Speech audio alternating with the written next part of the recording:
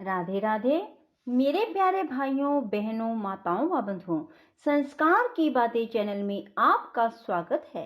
बंधुओं, आज रविवार के दिन मैं आपके लिए लाई हूँ भगवान सूर्य की कथा। बंधुओं, रविवार को भगवान सूर्य की कथा को सुनने मात्र से आपको चारों दिशाओं से सुख, समृद्धि, ऐश्वर्य और मान की प्राप्ति होगी। बंधुओं, यदि आप कथा को पूर्ण विश्वास, सच्ची निष्ठा के साथ एकाग्र मन होकर पूरा सुनते हैं तो आपको कभी भी जीवन में धन की कमी नहीं आएगी। बंधुओं, यदि आपने हमारे चैनल को अब तक सब्सक्राइब नहीं किया तो जरूर करें और बेल आइकन दबाना ना भूलें ताकि आपको हमारी आने वाली सभी वीडियोस की जानकारी सबसे पहले हो सके। बंधुओं, वीडियो को पूरी सुनने के बाद कमेंट बॉक्स में जय सूर्य भगवान जरूर लिखें। बोलो सूर्य भगवान की जय हो। भगवान सूर्य का आधार ध्रुव है और ध्रुव का शिशुमार के आशय स्वयं श्री नारायण है।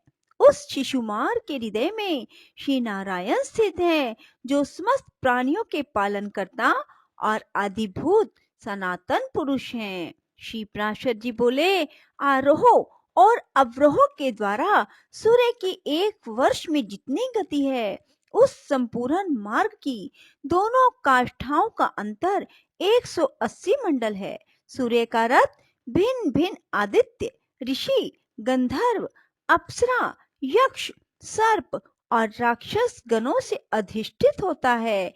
हे मैत्रेय, मधुमास चैत्र में सूर्य के रथ में सर्वदा धाता नामक आदित्य, कर्तुस्थला अप्सरा, पुलसत्य ऋषि, वासुकी सर्प, रथ भृत यक्ष, हेती राक्षस और तुम्बरु गंधर्व ये 7 मास अधिकारी रहते हैं तथा आर्यमान नामक आदित्य, पुलह ऋषि, रथोजा यक्ष, पुंजिक स्थला अप्सरा, प्रहेती राक्षस, कच्छवीर सर्प और नारद नामक गंधर्व ये वैशाख मास में सूर्य के रथ पर निवास करते हैं। हे मैत्रेय, अब ज्येष्ठ मास में निवास करने वाले नाम सुनो।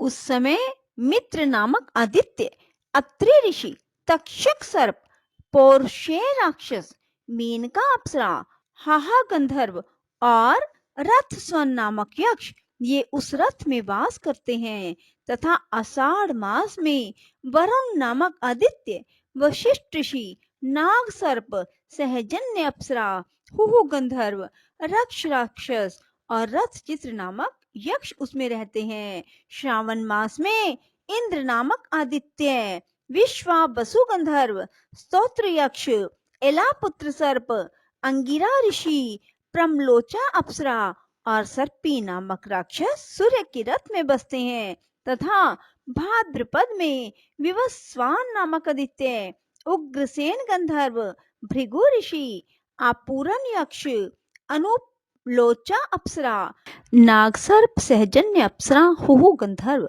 रथ राक्षस और रथचित नामक यक्ष उसमें रहते हैं। श्रावण मास में इंद्र नामक आदित्य, विश्वावसु गंधर्व, स्तोत्र यक्ष, एला पुत्र सर्प, अंगिरा ऋषि, प्रमलोचा अप्सरा और सर्पी नामक राक्षस सूर्य के रथ में बसते हैं तथा भाद्रपद में विवस्वान नामक आदित्य, उग्रसेन गंधर्व, भृगु ऋषि, आपूरन यक्ष, अनुलोचा अप्सरा, शंखपाल सर्प और व्याघ्र नामक राक्षस का उसमें निवास होता है।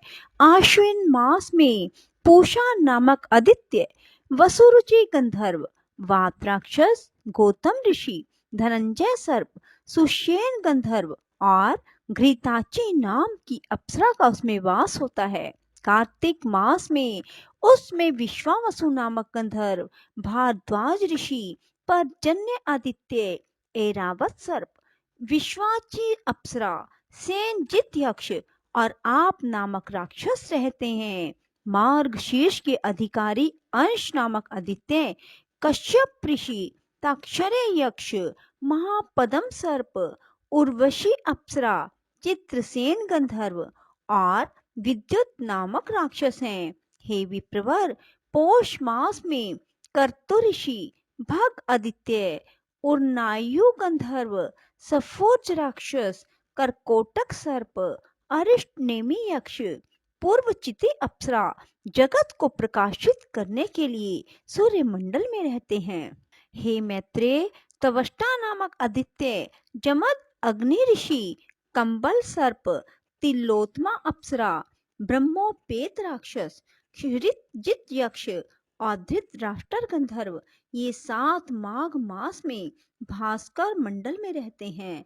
अब जो फागुन मास में सूर्य के रथ में रहते हैं उनके नाम सुनो। हे महामुने, वे विष्णु नामक आदित्य, अश्वतर सर्प, रंभा अप्सरा, सूर्यवर्चा गंधर्व, सत्यजित यक्ष, विश्वामित्र ऋषि, यज्ञोपेत नामक राक्षस हैं। हे ब्रह्मन, इस प्रकार विष्णु भगवान की शक्ति से तेजोमय हुए ये 7 गण एक एक मास तक सूर्य मंडल में रहते हैं। मुनिगण सूर्य की स्तुति करते हैं, गंधर्व सम्मुख रहकर उनका यशोगान करते हैं, अप्सराएं नृत्य करती हैं, राक्षस रथ के पीछे चलते हैं, सर्प वहन के अनुकूल रथ को सुसज्जित करते हैं और यक्षगण रथ की बागडोर संभालते हैं तथा नित्य सेवक बाल खिल्ले आदि इसे सब ओर से घेरे रहते हैं। हे मुनि सत्तम, सूर्य मंडल के 7 गण ही अपने अपने समय पर उपस्थित होकर शीत, ग्रीष्म और वर्षा आदि के कारण होते हैं।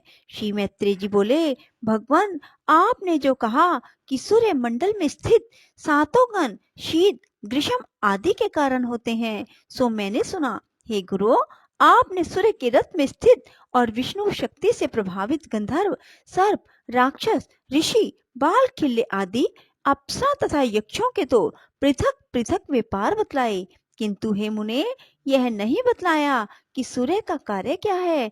यदि 7 गण ही शीत, ग्रीष्म और वर्षा के करने वाले हैं तो फिर सूर्य का क्या प्रयोजन। यह कैसे कहा जा सकता है कि वृष्टि सूर्य से होती है। यदि 7 गणों का यह वृष्टि आदि कार्य समान है तो सूर्य उदय हुआ, अब मध्य में है, अब अस्त होता है, ऐसा लोग क्यों कहते हैं। हे मैत्रेय, जो कुछ तुमने पूछा है उसका उत्तर सुनो। सूर्य 7 गणों में से ही एक है, तथापि उनमें प्रधान होने से उनकी विशेषता है। भगवान विष्णु की जो सर्वशक्तिमयी ऋक, यजु, साम नाम की पराशक्ति है, वह वेद त्रयी ही सूर्य को ताप प्रदान करती है और संसार के समस्त पापों को नष्ट कर देती है। हे द्विज, जगत की स्थिति और पालन के लिए ऋक, यजु और साम रूप विष्णु सूर्य के भीतर निवास करते हैं। प्रत्येक मास में जो जो सूर्य उदय होता है उसी उसी में वह वेद त्रयी स्वरूपिणी विष्णु की पराशक्ति निवास करती है। पूर्वाह्न में ऋक, मध्याह्न में बृहद धनतर आदि यजु तथा सायंकाल में साम श्रुतियां सूर्य की स्तुति करती हैं। यह ऋक, यजु, साम रूपनी वेद त्रयी भगवान विष्णु का अंश है।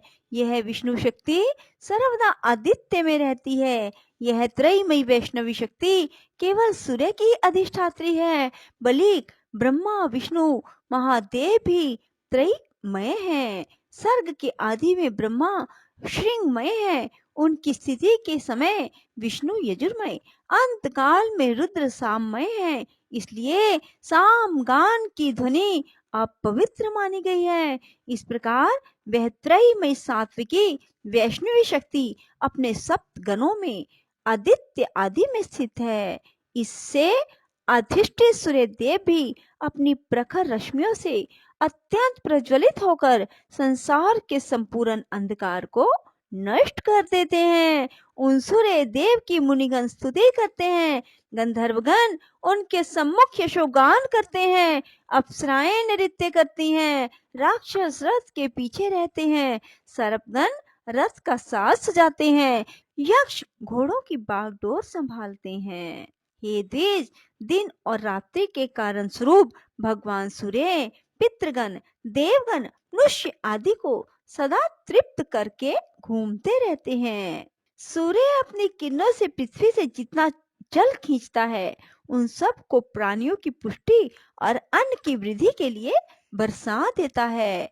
उससे भगवान सूर्य समस्त प्राणियों को आनंदित कर देते हैं और इस प्रकार वे देव, मनुष्य, पितृगण आदि सभी का पोषण करते हैं।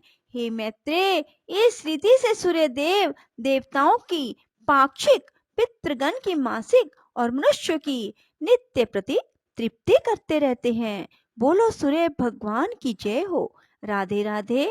जय श्री कृष्णा। बंधुओं, यदि आपको हमारी वीडियो पसंद आए तो इसे लाइक करें और शेयर भी जरूर करें। धन्यवाद।